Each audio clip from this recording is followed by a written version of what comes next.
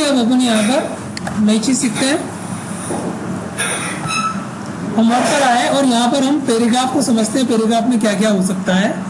सबसे पहले पैराग्राफ पर अपन यहाँ आते हैं तो हमें यहाँ पे बुलेट्स और नंबर मिलता है, इसे बुलेट्स एंड नंबरिंग कहते हैं। आपसे एग्जाम में पूछा भी जा सकता है कि बुलेट्स एंड नंबरिंग क्या होती है, बतलाइए।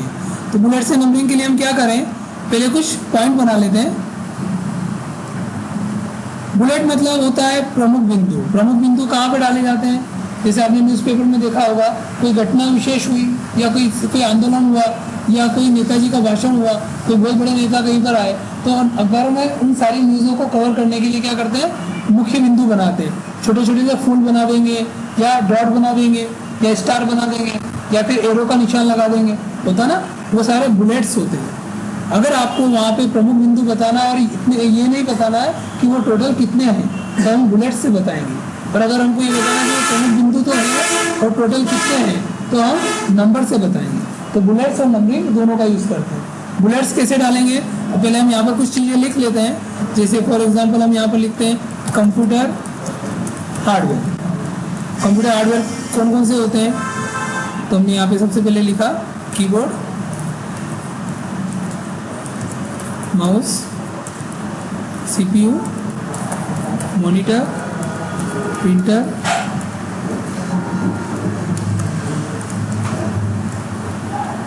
Speaker, projector.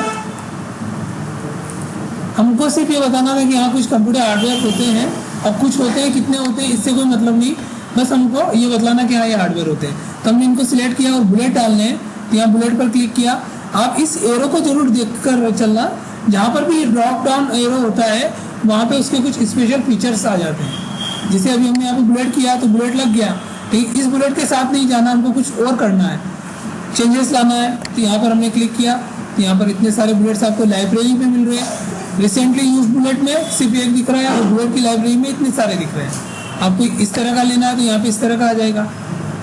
अगर आप चाहते हैं कि नहीं हमको तो हमारे हिसाब से बनाना है, तो हम यहाँ पे डिफाइन न्यू बुलेट पर जाएंगे और अपना बुलेट डिफाइन कर सकते हैं। जैसे अपन ने डिफाइन न्यू बुलेट किया, हमारे पास बुलेट कैरेक्टर आ गए 3 प्रकार के, सिंबल, पिक्चर और फ़ॉन्ट। पहले अपन पिक्चर समझते हैं। पिक्चर मतलब क्या, किसी फोटो को भी बुलेट बनाया जा सकता है। तो हाँ, हम यहाँ पर किसी भी फोटो को बुलेट बना सकते हैं। तो हमने यहाँ पर ऑफलाइन से एक फोटो लिया, ठीक है। यहाँ पे स्टूडेंट्स के फोटो हैं, इनमें जाना है या हम पिक्चर्स में चलते हैं। हम यहाँ पिक्चर्स में गए, अच्छा पिक्चर्स में ही थे, किसी दूसरी ड्राइव में अपन चलते हैं। हमने यहाँ पे इमेजेस पर क्लिक किया और यहाँ पर हम अशोक स्तंभ को बुलेट बनाना चाहते हैं। इंसर्ट किया हमने, जैसे इंसर्ट किया तो यहाँ पर देखो क्या आ गया, आपका इमेज आ गई। ओके क्लिक किया तो जिस इमेज को आपने सिलेक्ट किया वो बुलेट बन गया। मतलब किसी का फोटो, आप अपना फोटो भी बुलेट बना सकते हैं, किसी भी चीज़ का फोटो आप यहाँ पे बुलेट के रूप में यूज़ कर सकते हैं। फिर हम यहाँ पर अगले पर चलते हैं, तो डिफाइन न्यू बुलेट पर हम गए और यहाँ से हम सिंबल ले लें। तो सिंबल, जैसा कि आपको मालूम है, हमने सिंबल में पढ़ा था कि हमारे पास 4 प्रकार की सिंबॉलिक लैंग्वेजेस होती है, 4 प्रकार के फॉन्ट होते हैं सिंबल के। एक सिंबल, दूसरा विंगडिन, विंगडिन 2 और विंगडिन 3। तो हम यहाँ से सिंबल के अंदर से कुछ लेना चाहते हैं, हमको ये आर ठीक लग रहा है कि नहीं, इस आर को ले लें, या यहाँ से हमको एम, एन, जो भी आपको लेना हो, आपको इस तरह का स्मॉल पी लेना है, जो भी आपको ठीक लग रहा है आप यहाँ से ले लीजिए, ठीक है। आपने कोई भी सिंबल यहाँ से सिलेक्ट किया और ओके क्लिक किया तो ये यहाँ पर आ गया। अब इस सिंबल के साथ में अपन फ्रंट कैरेक्टर, यहाँ पे फ्रंट के साथ जो कैरेक्टर पर अपन काम कर सकते हैं वो सब भी कर सकते हैं। जैसे सिंबल तो आपने ले लिया, इसको बोल्ड करना है तो यहाँ से बोल्ड हो गया। साइज़ इसकी छोटी बड़ी करनी है तो हमने यहाँ से साइज़ को बड़ा कर दिया, 16 कर दिया। फ़ॉन्ट का कलर क्या करना है, जो फ़ॉन्ट का कलर होगा वही हमारे सिंबल का कलर हो जाएगा, हमने रेड कर दिया। अंडरलाइन डालनी है या नहीं डालनी, तो हमने अंडरलाइन डाल दी और साथ ही उसका कलर भी डाल दिया। इसको थोड़ा डार्क कर देते हैं। ये सारी चीज़ें अपन यहाँ पर कर सकते हैं। हमने ओके क्लिक किया तो ये आपका सिंबल यहाँ पे सिलेक्ट हो गया और जैसे ओके क्लिक किया ये यहाँ पर आ गया। ठीक है, समझ में आया सभी को। अब इसी तरह से हम यहाँ पर आगे क्लिक करते हैं और डिफाइन न्यू बुलेट पर गए। अभी तो हमने क्या किया था, सिंबल में जाकर एक सिंबॉलिक लैंग्वेज ले ली थी और अब हम यहाँ से विंगडिन, हमने विंगडिन देखो, विंगडिन है, विंगडिन 2 है, विंगडिन 3 है, तो इनमें से हमने यहाँ से विंगडिन ले लिया। विंगडिन लैंग्वेज को लेकर यहाँ से आप ये जो पावर का साइन होता है इसको आप ले लें और इस पर यहाँ से ओके क्लिक कर दें। ठीक है, अभी देखिए जो फॉर्मेशन आपके पास पहले आपने डिफाइन किया था वो आ रहा है। आप चाहते हैं इसमें कुछ चेंजेस करना तो आप फॉन्ट में गए और यहाँ से कलर चेंज कर लें।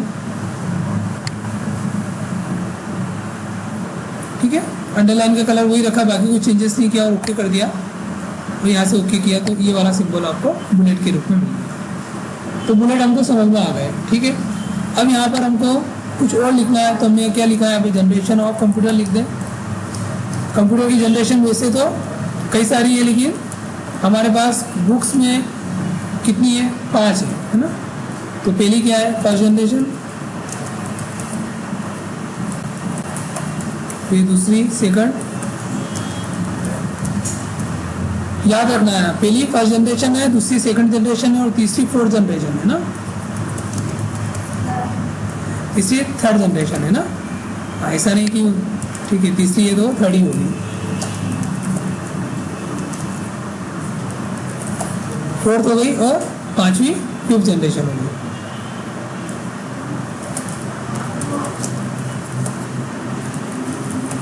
ठीक है, यहाँ पे हमने जनरेशन 5 जनरेशन कर दी। अब इसमें नंबर डालने की जरूरत नहीं, लेकिन फिर भी हम चाहते हैं कि पांचों पर नंबर आ जाए, तो यहाँ से आप नंबर पर क्लिक करेंगे तो नंबर आ जाएंगे 1 2 3 4 5। और भी ऑप्शन होते हैं, फिर यहाँ पर आपने क्लिक किया तो ऐसे नंबर चाहिए रोमन वाले, ABCD में चाहिए या फिर कुछ नए, तो नए में हम डिफाइन न्यू नंबर फॉरवर्ड, यहाँ पर क्लिक करके कुछ नए लेंगे। तो नंबर की स्टाइल हमारे पास कौन कौन सी आ रही है, तो आप देखिए यहाँ पे फर्स्ट सेकंड थर्ड भी लिखा हुआ रहा, 1 2 3 भी आ रहा, फर्स्ट सेकंड थर्ड भी आ रहा, और यहाँ पे ये इस तरह से भी आ रहे हैं। हिंदी में भी आते हैं हमारे पास, 1 2 3 लिखा हुआ भी आ जाता है।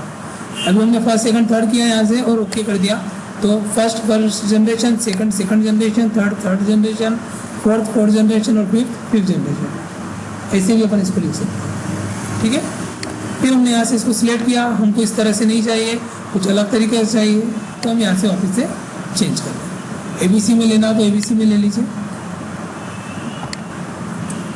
एक और होता है इसमें आउटलाइनिंग, ये आपका आउटलाइनिंग नंबरिंग है। ये हम कब समझेंगे, जब अपन आउटलाइन व्यू को समझेंगे।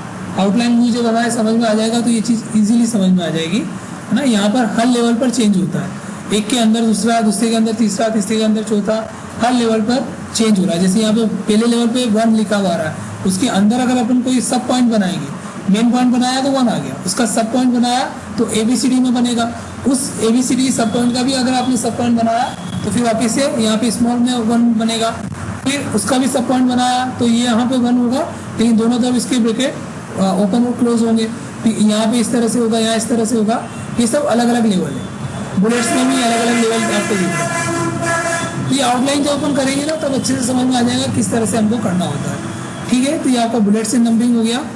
इसके बाद आते हैं अपन यहाँ अलाइनमेंट पर। अलाइनमेंट बहुत ईजी है, आपको मालूम है। हमारा कर्सर जहाँ से शुरू करना है वहाँ पे वो अलाइनमेंट ले लीजिए। जैसे अगर लेफ्ट से शुरू करना है तो लेफ्ट अलाइनमेंट, तो हम जो भी लिखेंगे कहाँ से लिखा रहा है, लेफ्ट से लिखा रहा है ना।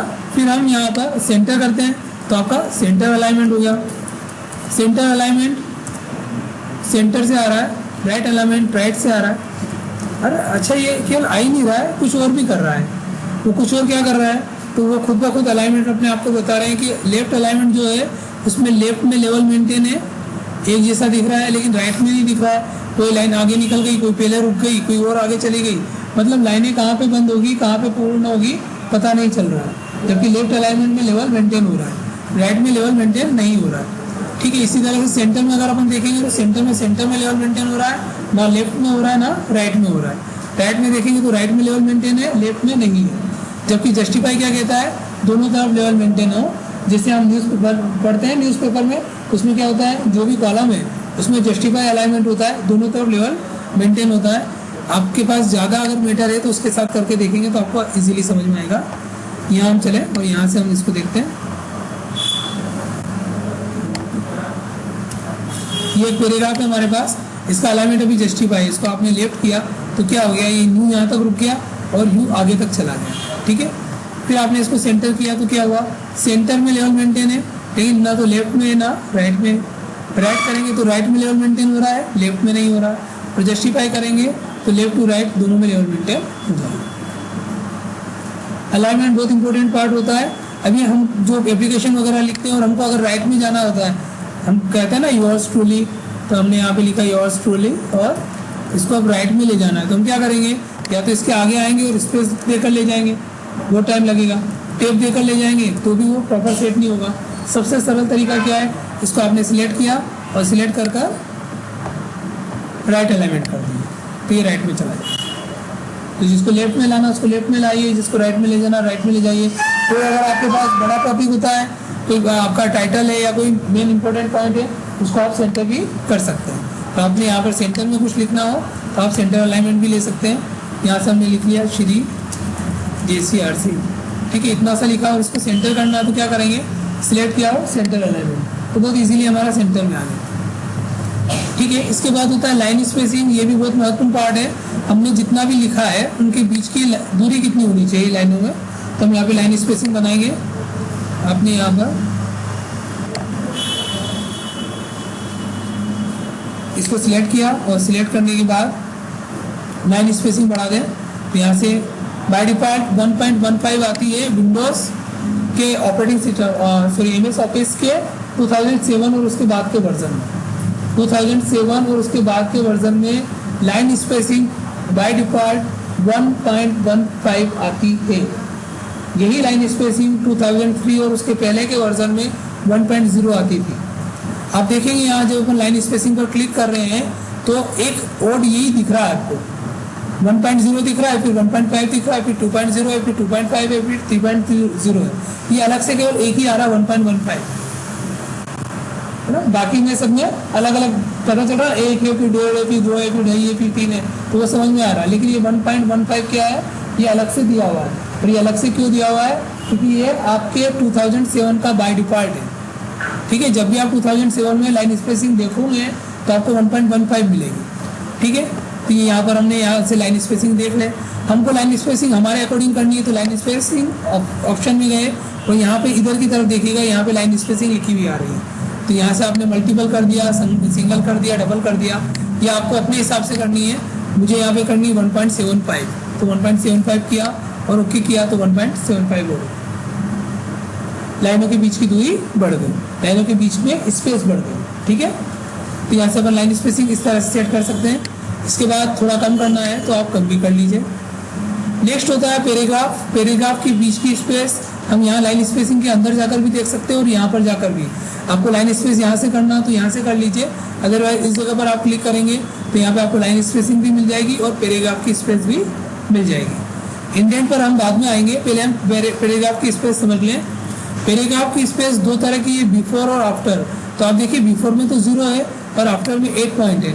अगर आप यहाँ पे थोड़ा सा ध्यान दे पा रहे हो तो आपको दिखेगा कि ये जो हमने लिखा हुआ है इसके जस्ट ऊपर देखो तो यहाँ जहाँ सिलेक्शन है इसमें स्पेस नहीं है, जहाँ पे वेल लिखा हुआ वहीं पे सिलेक्शन आ गया। लेकिन यहाँ पे शो ऑफ वेयर, इसमें देखिए आपका सिलेक्शन नीचे तक जा रहा है, मतलब यहाँ पे स्पेस बढ़ी हुई है। ये जो बढ़ी हुई स्पेस ये आफ्टर के कारण है।